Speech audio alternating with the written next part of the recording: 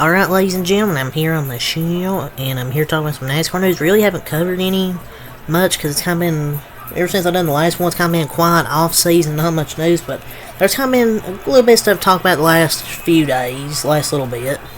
Let's get into it. So, Tim Duggar, who performed concerts at Speedway Motorsports tracks this year, February 25th at Atlanta, April 13th at Texas, April 20th at Dover, May 19th at North Wilkesboro, May 26th at Charlotte, June 7th at Sonoma, June 30th at Nashville, September 20th at Bristol, October 13th at Charlotte, and October 20th Vegas. So those are all the concerts Tim Duggar, he will perform concerts at those Speedway Motorsports tracks that I've listed. So, I think they just really do it year after year with him.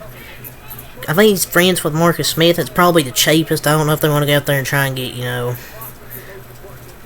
I think this has to be a money laundering scheme, because ain't nobody paying to see Marcus Smith's bestie cosplay as a musical artist. I mean, come on, man. So, the truck race in Atlanta was 135 laps last year, as it was sponsored by FRA Auction, so they made it 208 miles. There hasn't been a sponsor announced yet for this year, but the race will go back to being 200 miles and 130 laps. They either need to get rid of the stage cautions or make the race longer. All the start and stopping made that race very hard to watch from last year. I don't know, just no stage cautions.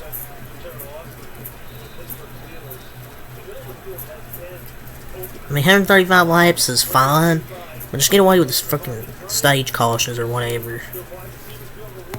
So, with sports betting starting soon in North Carolina, and the law requiring betting operators to have an agreement with sports teams or leagues, DraftKings has announced an announcement with NASCAR, and BetMGM announced a deal with Charlotte Motor Speedway. So, we get more of these betting commercials. Oh, NASCAR, DraftKings, whatever. I mean, people can make bank off NASCAR with DraftKings if they bet on it. We'll see, but we're going the wrong way with this stuff. Like, I don't really care about the betting shit, honestly. Like, who cares? So, apparently, this DraftKings NASCAR partnership includes DraftKings as its exclusive daily fantasy sports partner in the U.S. and Canada, and other sponsorship benefits. Typically, there would be signage, social media posts, etc. So yeah, looks like we're gonna have that. I don't know if there's any idea what other sponsorship benefits could look like, but yeah, maybe will NASCAR Fantasy Live still be a thing where people in NASCAR Fantasy, like on NASCAR.com. I mean, more gambling spam ads during races instead of us getting to see the actual race. It's like, I just don't care about the betting shit with NASCAR. Like, who cares? So, SVG Shane Van Gisbergen will do an ARCA test January 12th through the 13th at Daytona driving with Pinnacle Racing Group, Chevy team that had Luke Fenhouse among its drivers. Shane Huffman will be the crew chief. Marco Andretti will do the test as well with Cook Racing Technologies, which won the 2023 West Owners title.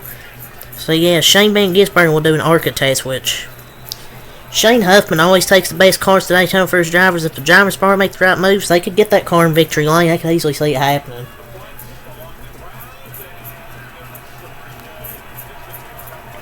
So will this be open to the public? I don't know, but I think SVG will pass this ARCA test. So Josh Bilicki will do a partial Xfinity schedule for DGM Racing in the number 92 car this year. He will be in the car for Daytona. The rest of the schedule is to be determined, but DGM said they're looking forward to having him return for a partial season, so it's like a part-time schedule. I mean, can you just have a full-time season? He deserves a full-time ride, because I feel like he's done good in Xfinity. Like, he should get a full-time ride, because he's had good runs.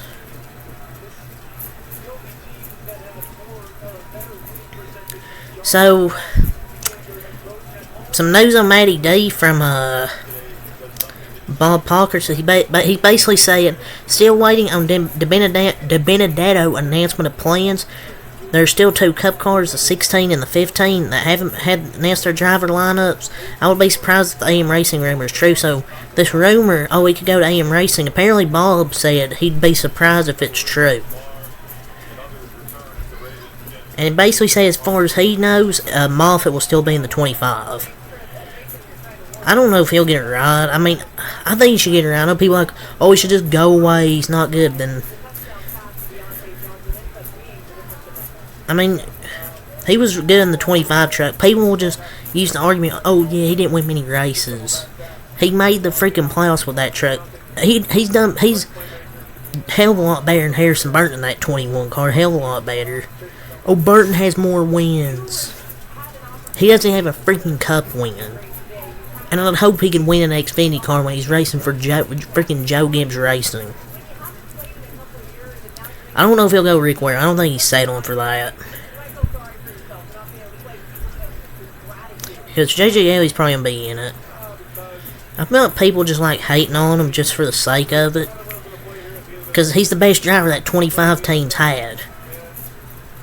I mean, he done way better than Josh Berry did. I know the equipment's probably better for him than Josh Berry drove it, but still, that's my point.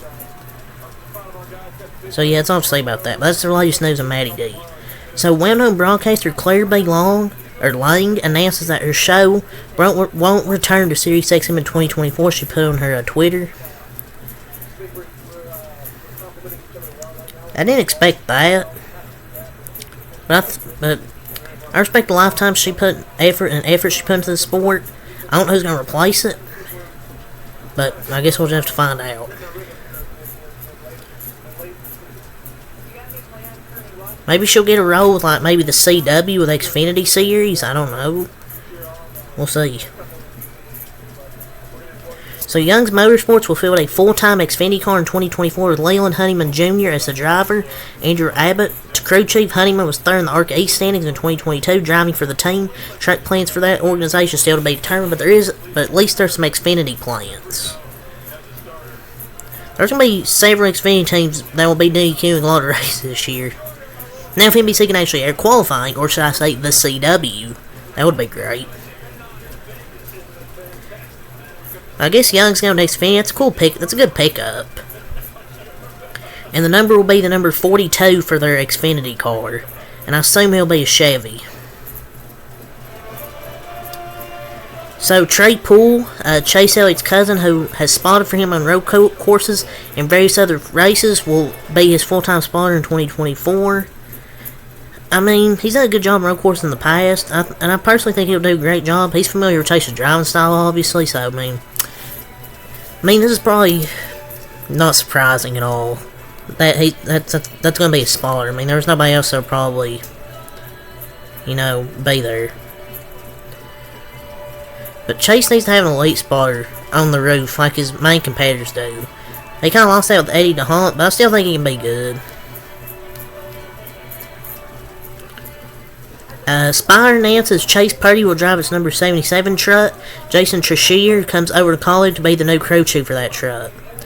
I don't know why people are still surprised. Purdy was still under contract with KBM when Spire bought the team. It was obvious he would stay.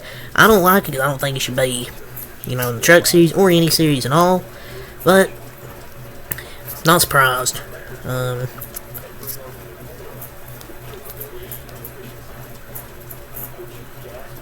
So some latest news with the Auto Club Speedway future.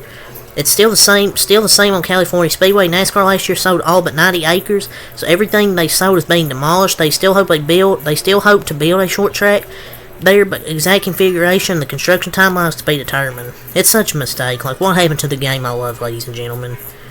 Just forget it now. Probably one of the best tracks in NASCAR's gone. We finally get a good Auto Club Speedway with this next gen car, and NASCAR just like, oh, we're going to build a short track, even though the short track's been terrible. So Sonoma had their repave. This is the repave for Sonoma. I mean, too bad we won't see all this when we race, but honestly, I think the track looks pretty good. I think it looks like a pretty nice track.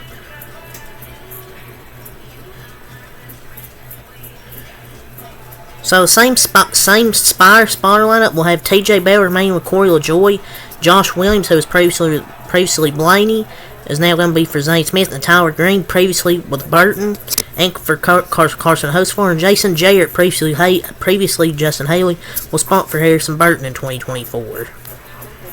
So there's some spotter news. So apparently there's going to be no practice for the duels, Bob Parker said. It's the same as last year, no practice prior to the duels.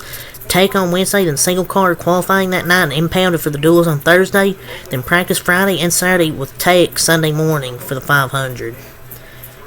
I mean, I feel like they should just cancel qualifying and cancel qualifying the duels and just do random draw.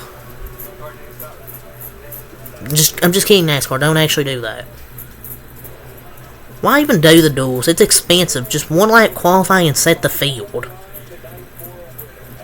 Like, and it's just NASCAR for you. But yeah, that's pretty much the schedule. Like Wednesday night, first on track activity, then the pole qualifying, Daytona 500 pole qualifying, then Friday, and then Thursday I believe is the duels, Friday, and Saturday's practice, and then the 500. So NASCAR Hall of Famer Cale Yarborough, this was from 6 days ago, who'd won 3 consecutive Cup championships from 1976-78, is tied for 6th all-time with 83 career wins, has died at 84. And he was one of the greats. He'll be remembered and celebrated forever, so rest easy to GOAT. Sorry to, talk about that. So thoughts go to his family and friends. Just want to share that a little bit about Cale Yarborough. Trying to go through some more stuff here. I know some of this is probably like 6-7 days old. A few of this is like 4, 5, 6, 7 days old. I just haven't covered much NASCAR here during the off season. Ty Dillon going to drive the Rackley Ward number 25 truck full time in 2024. Rackley Roofing will be the primary for 16 races. I don't know about it. I mean, maybe he can do good in the truck series because he's always been good as a truck driver. But I don't know. He might run 20th at best. Maybe 15th, 20th. I don't know.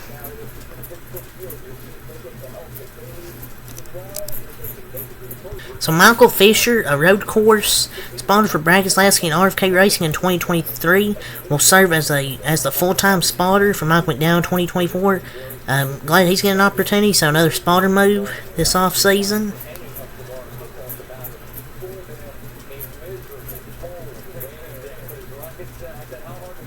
So a report states the new Young's Motorsports Xfinity team that I was talking about was actually a result of Young's buying out the FRS Racing team.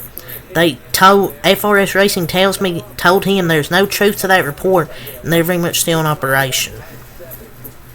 Which is kind of crazy.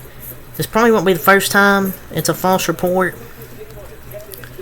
I don't know. I don't know if FRS has any plans. They've been really quiet on their freaking social media.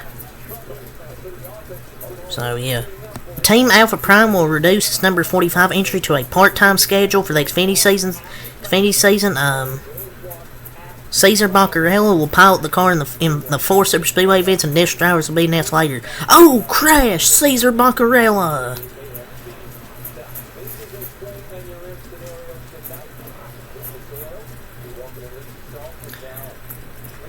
With a deadline 10 days out, Norm Bidding 6 is just short of the funding needed to claim a top ride for Daytona. So I don't know what top ride it's talking about. It would probably be I don't know, Roper Racing maybe, I don't know.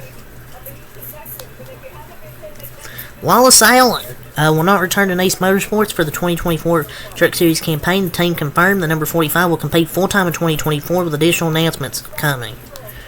That could possibly be a ride maybe for Roger Cruz, Matt Benedetto possibly.